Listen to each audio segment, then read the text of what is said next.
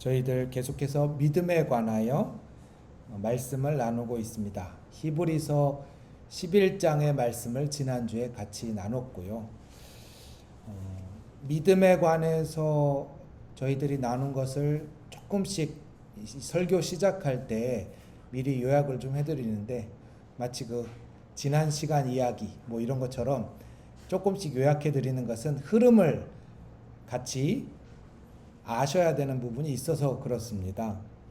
흐름은, 믿음이라는 것은 앞에 있는 현실을 보는 것이 아니라 보이지 않는 것을 넘어서 볼 줄 아는 눈입니다. 그리고 그 믿음 때문에 많은 사람들이 고난 앞에서도 담대하게 걸어 나갈 수 있었고, 또 배고프고 춥고 어려운 상황 속에서도 기쁨으로 예수 그리스도를 고백하며 나갈 수가 있었습니다. 도대체 왜 그랬을까? 그리고 그 힘은 어디에서 나왔을까? 생각하는 것이 지난주 이야기입니다. 그리고 이것이 사실은 그 교회에 대한, 교회를 다니는 나, 그리고 교회, 은강교회에 대해서 생각해 보는 말씀이기도 합니다. 왜냐하면 교회를 다닌다라는 것을 우리 믿는 사람들은 뭐라고 합니까? 지금 제가 말했죠. 믿는 사람들이라고. 믿음이 있는 사람들이라고 우리 표현하잖아요, 일상적으로. 그러니 교회 다니는 것을 믿음 생활이라고도 표현합니다.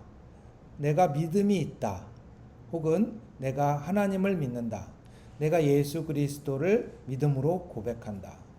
믿음은 거의 핵심, 전부에 해당하는 것이기에 믿음을 어떻게 아느냐에 따라서 완전히 달라져요. 예를 들어 말이죠, 한국이 조선이었죠. 당시엔 조선이라는 나라에 선교사들이 처음 왔을 때 도대체 믿음을 어떻게 보여줄까라는 그 생각에 따라서 완전히 다른 모습이 보여집니다. 예를 들어 미국의 감리교 선교사들은 믿음이란 이 지식이 없는 사람들에게, 약자들에게 지식을 공급하고, 그리고 그 약자들이 공부를 더 할 수 있도록 독려하는 것이다, 사람들이 어둠 속에서 깨우치는 것이다 라고 했기 때문에 감리교 선교사들은 이화학당 같은 당시에 여성들이 신식 교육을 받을 수 있는 문을 여는 것이 믿음이라고 생각했고요. 이 장로교의 모습은 어쨌든 오늘날도 비슷하지만 말씀을 가르치고 말씀을 굉장히 지적으로 생각하고 이 사람들이 지적인 어둠에서 깨우치는 것이 목표였어요. 또 이와는 다른 모습을 갖고 있는 선교사들도 있었습니다. 교회를 세우고 그 교회가 크게 부흥하는 것이 우리의 믿음이다 라고 하는 모습도 있었습니다. 그 모습 중에는 침례교의 모습이, 그리고 오순절, 그런 모습들이 있었고요. 그 모습들이 지금 우리나라에서 이제 순복음이나 이런 교회들이 큰 교회로 되는 결과로 나타났죠. 여러분들이 생각하는 또 다른 선교가 있었느냐? 있었어요. 그 다른 선교는 예를 들어 캐나다와 호주의 선교사들은 믿음이란 사람들과 함께 살아가는 것. 그래서 캐나다와 호주 선교사들은 잠방이와 밀짚 모자를 쓰고 논에서 농사를 짓는 것을 사람들에게 가르쳐 달라고 하면서 농사를 지으면서 살았어요. 근데 지금 우리가 그 모습을 대부분 기억하지 못하는 이유는 캐나다와 호주 선교사들이 그 주로 사역하던 곳이 북한 지역이기 때문에 그 사람들이 지금 흔적들이 남아있지 않습니다. 남한에는. 그 사람들은 흔적이 없어요. 사실은 남한에 있어도 흔적이 없을 수 있어요. 왜냐하면 예를 들면 맥킨타이어 선교사 같은 경우에는 초가집을 똑같이 짓고, 흙으로 벽을 바르면서 똑같이 초가집을 짓고, 그리고 사람들과 똑같이 살았기 때문에 금방 허물어지잖아요. 그런 집들은. 그 흔적이 아무것도 없습니다. 근데 또 거꾸로 당시에 장로교뿐만이 아니라 교회를 크게 세워야 된다고 하는 가장 핵심 선교로 목표로 교회를 크게 세워야 된다고 했던 것은 천주교였어요. 천주교는 여러분들이 명동성당을 보시면 알겠지만 가장 잘 보이는 곳에 가장 큰 교회를 세워놓으면 사람들이 와, 교회라는 것이 이렇게 웅장하고 큰 것이구나, 예수 믿으면 나도 저렇게 웅장한 곳에 들어갈 수 있구나 라는 걸 몸으로 느끼고, 그래서 우리가 알다시피 성당 그러면 중심가에 큰 건물로 남아있죠. 이건 뭐 유럽에도 마찬가지입니다. 유럽에도 교회와 성당 그러면 성당은 대성당 이렇게 남아있고, 유럽의 교회들은 대부분 엄청 작습니다. 작아서 흔적이 별로 없어요. 이 모든 게 달라지는 것은 믿음이에요. 믿음. 그리고 성경에서는 믿음에 대해서 여러 가지로 얘기해 주니까 제가 매주 다른 본문을 갖고 얘기하는 거예요. 지난주에는 믿음을 갖고 있던 사람들이 고난을 안 받는 게 믿음이 좋은 거냐? 아니다. 혹은 내가 몸이 아프고 집이 가난한데 무조건 나는 다 이겨낼 수 있어, 아멘! 그러는 것이 믿음이냐? 그렇진 않다 라는 말씀을 드렸고, 믿음이 갖고 있는 가장 중요한 특징 중에 하나는 비록 그것이 고통스럽지만 하나님이 그곳에 함께 계신다라는 것을 함께 느끼고 볼 수 있는 거예요. 여러분들 회사에 다니시면서 학교에 가셔도 아, 여기 하나님이 계시는구나. 단순한 말 같잖아요. 아, 여기 하나님이 계시는구나. 그런데 직장 다녀보시는 분들은 아실 거예요. 하루 종일이 엄청 바쁘게 가잖아요. 근데 그 와중에 내가 아, 여기 하나님이 운영하시는 회사구나 라고 고백한다라는 건 굉장히 어렵지만 진지한 고백입니다. 그냥 하는 고백이 아니고, 아, 이 회사가 하나님의 회사구나, 이 학교가 하나님의 학교구나, 우리 가정이 하나님의 가정이구나. 이제 고난을 넘어가는 것에 대해서, 믿음에 대해서 쭉 배웠다면, 오늘은 핵심이 뭐냐? 바로 이사야서에 나오는 믿음에 관한 이 부정적인 모습이 있고요. 그 부정적인 모습에 대한 해결책이에요. 우선 부정적인 모습이 뭐냐면, 이사야서 1장과 여기 58장에 공통적으로 등장합니다만은, 사람들이 믿음 생활 그러면 예배 드리고 기도하고 금식 기도하고 열심을 다해서 예배당에, 여기는 구약은 성전이죠, 성전에 출석하는 것을 목표로 삼았단 말입니다. 이사야서는 그거를 꼬집어요. 왜 이것을 꼬집을까? 왜 이것을 꼬집을까? 이유가 있습니다. 첫째는 사람들이 우리식으로 얘기하면 교회를 열심히 나와요. 기도도 열심히 하고 예배도 열심히 하는데 다들 궁금증이 있는 거예요. 하나님이 있다고 믿는 사람이 별로 없어요. 하나님이 있다고 믿는 사람이 별로 없고, 이 예배가 그냥 예배 드리는 것이 이퀄 신앙생활이 되어버렸어요. 내가 교회를 나오면 신앙인이라고 생각하게 되는, 뭔가 맞는 것 같으면서도 안 맞는 부분이 생겨납니다. 이게 이제 이사야서 여러분들이 읽으신 58장의 질문이에요. 우리는 모두 교회를 다니죠? 교회를 나오면 나는 크리스찬이다 생각합니다. 여기서 이제 세례도 받고 직분도 받고 여러 가지 있겠지만, 근데 이 가운데 모든 사람이 다 똑같은 상황, 믿음을 갖고 있는 게 아니고, 사실은 뭔가 맥이 빠지고 비어있단 말이에요. 심지어 어떨 때는 요한계시록 같은 경우에는 교회가 죽어 있다고도 얘기해요. 교회도 죽을 수 있어요. 그러니까 교회가 죽는다라는 건 뭐 은강교회가 뭐 아무도 나오지 않아서 출석 인원이 한두 명이다, 그걸 얘기하는 게 아닙니다. 요한계시록에도 그렇고 여기도 그렇고 죽어 있다, 죽게 되는 상황이 생기는 거예요. 오래 예배를 드리고 교회를 다녔는데 내 안에 있는 신앙이 죽어 있다. 그거에 대한 이사야서의 진단입니다. 이사야서의 진단. 그리고 이 진단이 왜 하필 필요했는지는 나중에 제가 잠깐 말씀드릴 거고요. 이사야서의 진단은 그렇습니다. 이것이 자녀들에게 여러분들이 말할 때도 굉장히 필요하기 때문에 꼭 자녀들이랑 연계를 시키지만, 이사야서에 기도하고 예배드리는 것이 하나님의 기쁨이 되지 못했던 이유, 그 이유는 이 신앙이 모두 개인적인 것에 끝났기 때문입니다. 내가 기도하는 이유와 예배드리는 이유가 내가 마음의 평안을 얻고 내 문제를 해결하고 우리 가정과 자녀가 평안하길 바라는 마음, 그 마음이 나쁜 건 아닙니다. 그런데 그 마음만 가지고 있을 때, 그 마음만 가지고 있을 때는 어때요? 우리 집에 문제가 있을 때는 신앙이 뜨거워지고 우리 집에 문제가 없을 때는 신앙이 뜨거워질 이유가 없게 됩니다. 우선 개인적으로는 그런 상황이 생기죠. 그래서 대부분이 집에 별로 우환이 없으면 교회 와서 특별히 예배 드리고 기도해야 될 이유가 뭘까? 결국 이사야서에 나오는 당시의 모습은 모두 다 기도를 하고 하나님께 울부짖고 예배를 드린다라고 여기 나와 있죠. 자세히 나와 있으니까 여러분들 읽어보셨지만 모두 다 그렇지만 실제로 어떤 상황이 생기느냐? 사회랑 교회가 완전히 분리돼 버린 거예요. 사회랑 교회가 분리돼 버리니까 어떤 일이 생기느냐? 여러분들 같이 읽으셨지만 우선 교회 오면 나오는 모습이 2절입니다. 날마다 와서 즐거워하고 그리고 그냥 보면 하나님의 말씀을 지키고 싶어서 아주 기쁨이 있는 모임 같아요.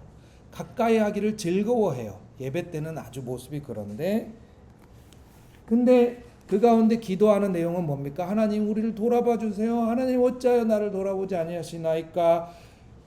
열심히 기도하고 금식하는 분들까지도 있어요. 여기까지만 보면은 굉장히 열심이죠. 그런데 3절 후반부부터 나타나는 풍자 혹은 예리한 꼬집음이 있습니다. 이게 뭐냐면 3절 뒷부분이죠. 너희가 금식하는 날에 오락을 구하며 온갖 일을 시킨도다. 이 말씀을 두 개의 문장으로 읽으시면 오해가 생겨요. 두 개의 문장으로 생기면 우리가 예배드리는 날 오락을 하면 안 되는구나. 텔레비도 보면 안 되고 백화점에 쇼핑 가도 안 되고 이렇게 해석이 되잖아요. 이 문장은 하나의 문장입니다. 이 문장은 하나의 문장이에요. 그게 무슨 문장이냐면 너희가 일을 안 하고 너희는 주일날 와서 놀면서 다른 사람들한테는 일을 엄청 시키는구나. 이 얘기예요. 둘째,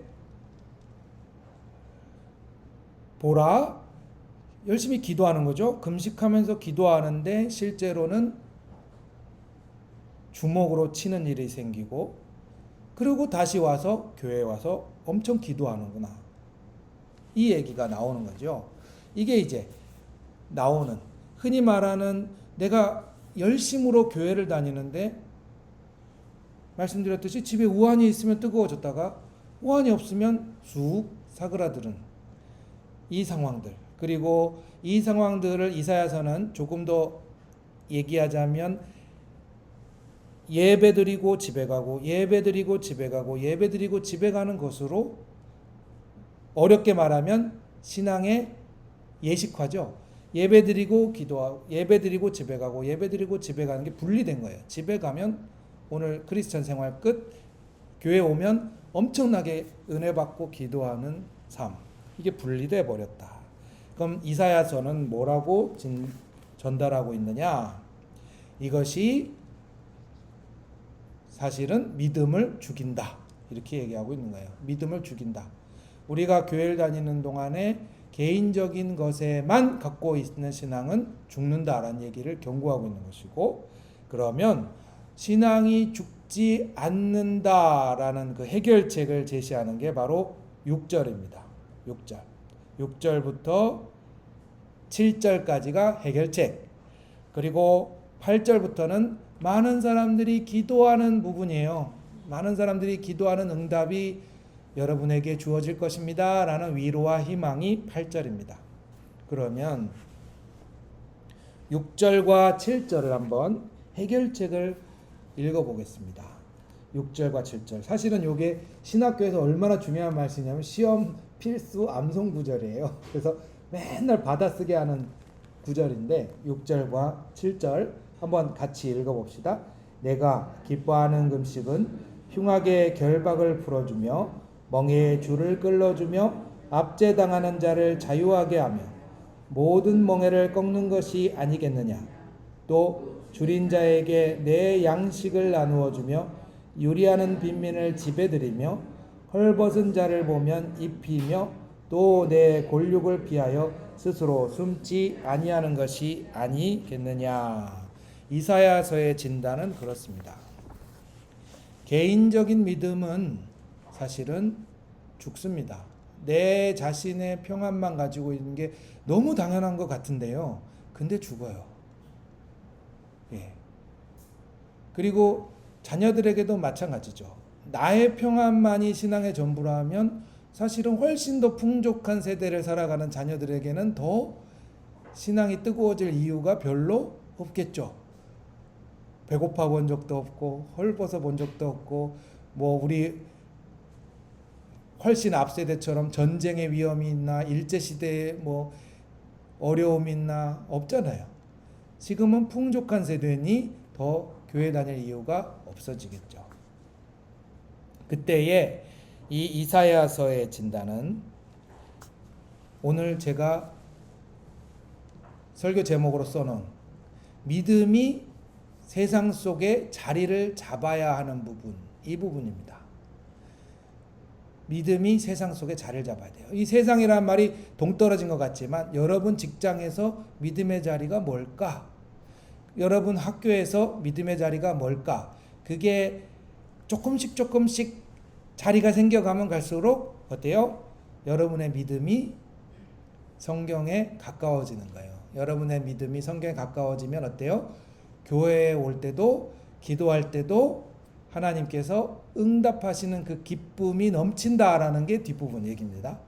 뒷부분 얘기예요. 그래서 이 부분에서 사실은 저도 어렸을 때부터 꾸준히 이렇게 교육을 받았어요. 여러분 문제가 있습니까? 교회 와서 기도하십시오. 문제가 풀리지 않습니까? 열심히 기도하십시오. 그래도 풀리지 않습니까? 금식 기도라도 작정하고 해보십시오. 기도원에도 한번 가보십시오. 그렇게 교육을 받았죠. 저도 어렸을 때 어르신들이 그렇게 열심히 기도원을 다니고 금식하고 기도하는 것으로 교육을 받았습니다. 그러나 이사야서에는 그 부분을 꼬집고 있어요. 왜? 그 부분만 있으면, 기도하지 말라는 건 아니겠죠? 그 부분만 있으면 어떤 현상이 생기느냐?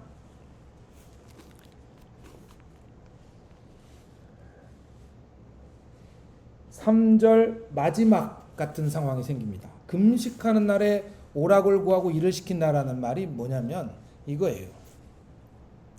이스라엘에 갔더니 저는 이스라엘에 안 가봤지만 이스라엘에 갔더니 아주 재미난 광경이 있었답니다. 이스라엘 사람들은 안식일을 지키잖아요. 그 안식일에 일하면 안 돼요. 일하면 안 되니까 예를 들면 병원이나 건물에 엘리베이터 있잖아요. 엘리베이터에 예를 들면 5층 올라가야 돼. 근데 5층을 누르는 게 말씀에 일하면 안 되니까 5층을 누르지 말라는 거예요. 그러면 엘리베이터 5층 안 누르면 어떻게 올라가요? 계단을 걸어 올라가면 되죠? 그것도 일이잖아요. 그것도 일하면 안 돼요. 그럼 어떻게 해요? 이스라엘 갔다 오신 분들은 대번 아시는데, 그래서 유태인이 아닌 무슬림들을 데려다가 엘리베이터 안에 아르바이트를 시켜요. 그래서 버튼 눌러줘. 저 사람은 말씀 믿는 사람 아니니까 5층 눌러줘. 그러면 그 사람은 5층을 누르고 나는 일을 안 하는 거예요. 네. 뭐 웃으신 분이 많죠. 왜 그래요? 말씀이 형식화된 거잖아요. 말씀이 형식화된 거예요. 이 얘기의 근본으로 쭉 들어가면 어디까지 가요? 10계명으로 들어가요. 이 얘기가. 근데 지금 여기 이사야서에도 10계명 얘기를 하는 거예요. 10계명에 보면 안식일을 거룩히 지키라는 얘기 중에 뭐가 있냐면 너 아무 일도 하지 마라 이런 얘기 있어요. 잘 읽어보세요. 여러분 10계명 다시 보셔요. 10계명 무슨 얘기 있어요? 너희 집에 있는 가축이나 노예나 네 자식들을 쉬게 하라는 거예요. 쉬게 하라는 거예요. 집에 같이 밥을 먹었어요. 밥 먹고 야 그릇 치우면 안 돼. 오늘 주일이야. 설거지하면 안 돼. 누가 해야 돼요? 가만 놔두면 밥 먹고 아무도 안 치우고 가만 놔두면 누가 설거지해요? 그 집에서 제일 약한 사람이 하게 돼요. 며느리가 하거나 요즘은 시어머니들도 설거지 하거나, 그죠? 그 집안에 가장이라고 있는 남성들은 설거지를 안 해도 돼요. 왜? 가장 약한 사람이 설거지 하게 돼요. 이 얘기 꼬집는 거예요. 10계명은 쉬게 해라. 지금 이 얘기가 이사야서에 뭐예요? 주일날 예배드리고 쉬는 게 핵심이 아니라 사람들을 어떻게 하면 쉬게 할지 걱정하세요. 그게 핵심이다라는 이야기를 꼬집는 거야. 근데 이게 뒤틀린다는 얘기죠. 왜?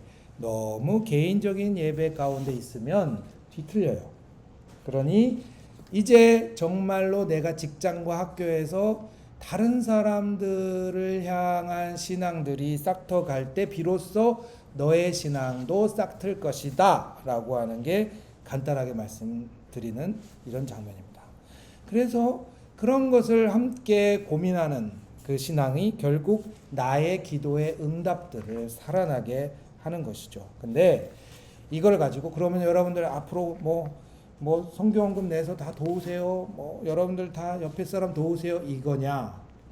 유대인들도 열심히 도와요.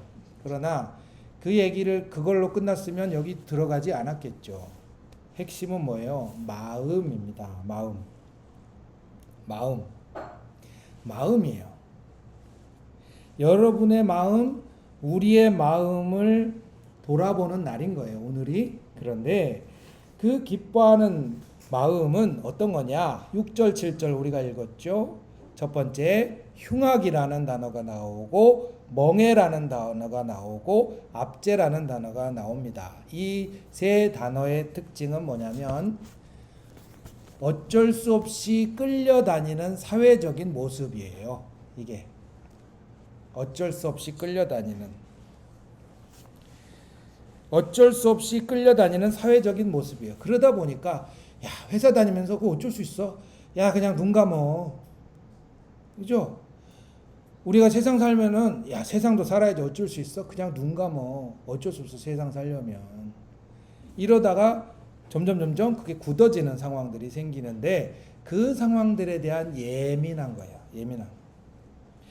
이 얘기를 야고보서는 더 노골적인 얘기로 풀고 있어요. 믿음에 대한 얘기를. 제가 여기 화면에다가 잠깐 띄울 테니까 한번 읽어봅시다. 이건 세번역 성경의 버전입니다. 같이 읽어보겠습니다. 어떤 형제나 자매가 헐벗고 그날 먹을 것조차 없는데 여러분 가운데서 누가 그들에게 말하기를 평안히 가서 몸을 따뜻하게 하고 배부르게 먹으십시오 하면서 말만 하고 몸에 필요한 것들을 주지 않는다고 하면 무슨 소용이 있겠습니까? 이와 같이 믿음에 행함이 따르지 않으면 그 자체만으로는 죽은 것입니다. 야고보서는 이사야서의 그 죽은 믿음에 대한 이야기를 하고 있죠. 무슨 얘기냐? 나눠주는 게 중요한 게 아닙니다. 교회가 선교를 많이 하기도 하죠. 큰 교회는 더 많이 하죠. 많이 합니다. 그러나 여기 나오는 것은 마음입니다. 그 마음. 사회적으로 세상살이하고 사회생활하면서 아무렇지도 않게 지나쳤던 것들이 내 마음을 예민하게 찌르기 시작해요. 그 특징이 뭐냐? 모두 다 아무렇지도 않은데 괴로운 거예요. 사람이. 모두 다 아무렇지도 않은데 괴로운 것. 그리고 그것에 대해서 생각하는 거예요. 지지난주에 제가 광복절 직전에 다른 교회 주보를 보다가 이런 재미난 것을 하나 봤어요. 여러분 8월 14일은 쿠팡을 시키지 맙시다. 주보에 왜 이게 있을까? 8월 14일은 쿠팡을 시키지 맙시다. 쿠팡을 일하는 사람들이 엄청나게 힘들게 과로하면서 과로사를 너무 많이 하고 죽으니까 8월 14일은 우리 교회 교인들은 쿠팡을 시키지 맙시다. 이걸 주보에 올려놨더라고요. 아주 단순한 얘기잖아요. 8월 14일 날 쿠팡을 시키지 맙시다. 근데 이유는 하나예요. 나는 쿠팡을 시키면 좋죠. 쿠팡 안 쓰시는 분들은 혹시 못 알아들을 수 있는데 택배 얘기하는 거예요. 나는 쿠팡을 시키면 좋죠. 그런데 그날 쉬게 하자. 라는 취지인 거예요. 그날 쉬게 하자. 그래서 그날 나 때문에 힘든 사람들을 어떻게 편하게 해줄까를 고민하는 거죠. 그리고 그 사람들이 힘든 게 마음의 부담감인 거예요. 성경 속에서 말하는 믿음의 성장은 다른 사람들이 힘들고 괴로워하는 게 내가 예민하게 느껴지기 시작하는 것. 이것이 이사야서에 말하는 믿음의 성장입니다. 교회가 수만 명이 되는 것이 커지는 것이라는 모습은 굉장히 외면적인 것이죠. 오늘날 우리가 이렇게 얘기하시면 와닿으실 거예요.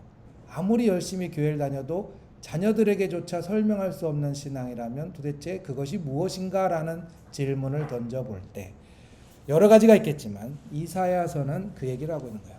엄마 아빠가 혹은 할아버지 할머니가 교회를 다니시면서 할아버지 할머니가 엄마 아빠 때문에 많은 사람들이 그 아픔에서 편안함으로 혹은 많은 사람들이 마음의 위로를 받는 것. 그리고 엄마 아빠나 할아버지 할머니의 기도 가운데 세상에 힘들어하고 괴로운 사람들의 이야기들이 많이 담겨지는 것. 그것이 여러분의 기도가 이제 공적인 자리로 나아간다라는 거예요. 이거를 공적 신학이라고 하는데 교회가 죽지 않는 약 같은 거죠. 이사야서는 그걸 처방하고 있는 거예요. 교회가 죽지 않는 약은 이제 내 개인적인 신앙이 모여있는 집단에서 세상을 향해 나가봅시다. 이 말씀을 준비하면서 그러면 도대체 그런 신뢰가 어디 있을까 하고 막 찾아보고 주변에 신문도 찾아보고 해서 재미난 거를 2개 봤어요.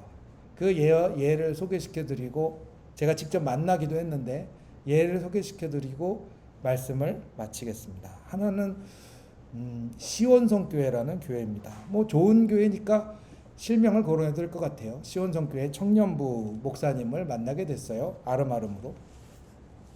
이 시온성교회 청년부는 울타리 기금이라는 기금을 만들었습니다. 무려 코로나 때 만들었어요. 코로나 때 교회에 모이지 못하자 청년들이 그렇다면 우리는 집안 방구석에서 유튜브만 보고 예배드리는 걸로 뭘 할 수 있을까요? 라는 질문을 하자 청년들이 이걸 시작했대요. 그러면 우리 청년들 중에 혹시 우리가 기도해 줘야 될 사람이 누가 있나 하고 찾아봤답니다. 그랬더니 마침 코로나 시기에 전세 사기를 당한 청년들이 있었답니다. 특히 그 원룸에 사는 청년들이 그 피해가 극심했기 때문에 전세 사기를 당하고 월세를 내지 못하는 청년들이 있었답니다. 그래서 청년들이 그럼 우리 용돈에서 1,000원, 2,000원씩 모아서 돈을 만들자. 물론 더 내고 싶은 사람은 더 내고 1,000원, 2,000원씩 모아보자. 그래서 그냥 계좌를 터서 거기다가 자기 용돈에서 1,000원, 2,000원씩 보내기 시작했어요. 그리고 그 돈은 뭐에서 쓰인다? 월세를 내지 못하거나 갑자기 생활비가 없거나 혹은 전세 사기를 당해서 가난해진 우리 교회 청년들이 그 돈으로 힘을 좀 냈으면 좋겠다. 1년을 모아봤는데 10만 원도 안 됐어요. 10만 원도 안 됐지만 모으자라고 해서 그 모인 돈으로 어쨌든 청년을 돕기 시작했어요. 이게 이름을 뭘로 지을까 생각해 보니까 울타리라는 우리가 넘어지면 받쳐줄 만한 울타리다 해서 청년들이 자기의 울타리를 만들었습니다. 재미난 거예요. 이 울타리 기금이 올해는 얼마나 모였나요? 그랬더니 40만 원 정도 됩니다. 왜 이렇게 많이 모였어요? 그랬더니 이제 청년들이 취직을 해서 회사 다니는 청년들이 있어서 조금 모입니다. 재미난 모습이에요. 울타리, 우리의 울타리. 이사야서에 나오는 믿음의 응답이라는 것이 하늘에서 갑자기 돈이 뚝 떨어지는 걸 얘기하는 게 아니라는 거죠. 여기 나오는 이사야서는 누구나 내 옆에 있는 사람의 아픔을 예민하게 느끼는 것이 신앙이라면 그렇다면 우리가 기도하는 것과 우리가 예배드리는 것이 그 사람들에게 울타리가 되어줄 수 있지 않을까. 만약에 은강교회에서 내 옆에 예배드리는 사람이 사실 말 못할 고민이 있다면 내 기도가 그 사람에게 울타리가 되어줄 수 있지 않을까라는 아주 재미난 이야기를 하고 있죠. 만약 그런 경험이 있다면 여러분뿐만이 아니라 교회 다니는 이유도 생기고 교회 다니는 맛이 생겨나는 거죠. 이거는 이웃을 도와야 합니다. 그것은 착한 일입니다라고 하는 완전히 다른 이야기예요. 마음의 아픔을 담아내기 시작하는 기도입니다. 은강교회 성도 여러분, 여러분 옆에 있는 분이 울타리입니다. 근데 그분의 기도와 그분의 행동과 그분의 건강과 시간이 여러분의 울타리죠. 또 여러분도 옆에 사람의 울타리입니다. 그리고 그것이 결국 누구의 믿음을 살게 하겠어요? 내가, 내 자녀가 그 가운데 살아나는 것입니다. 같이 기도하겠습니다.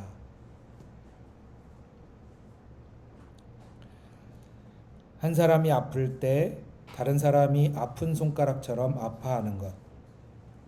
이사야 선지자는 그것을 믿음이라고 가르치고 싶어 했습니다. 성전을 향하여 올라가는 사람들에게 구걸하는 사람들의 아픔을 느끼는 것. 회사를 다니는 사람들에게 함께 일하는 동료의 아픔을 느끼는 것. 화려한 거리를 걸어가면서도 어두운 곳에 있는 사람의 아픔을 느껴보는 것. 교회 와서 예배드리면서 은강교회 교우들의 삶의 아픔을 느껴보는 것. 주님, 그 신앙은 저희들에게 생명이 된다고 가르쳐 줍니다. 오늘 은강교회 성도들 함께 말씀을 읽고 삼키며 삶에서 피가 되고 살이 되기를 간절히 기도합니다. 예수님 이름으로 기도합니다. 아멘.